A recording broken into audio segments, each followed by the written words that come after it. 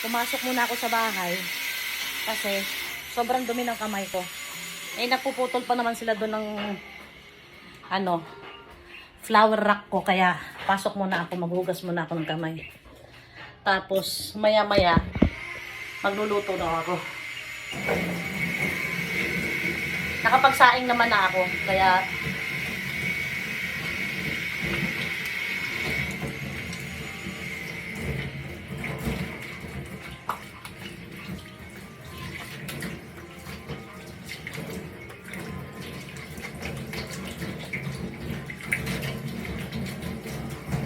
yan.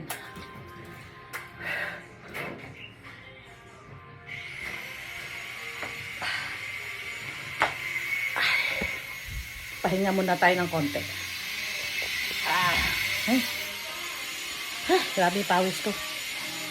Kuha na tayong tubig. Walang laman ng rep namin. Ayan.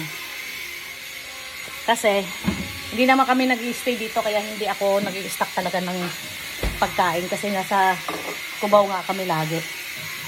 So kaya nagdadala na ako dito ng pagkain.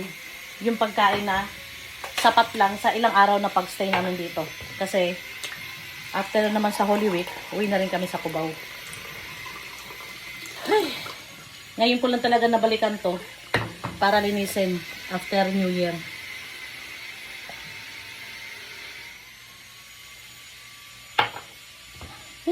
Grabe yung uhaw ko. Magtatanghali na kaya sobrang init.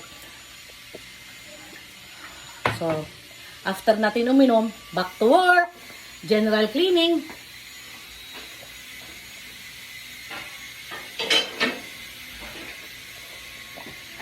Bye!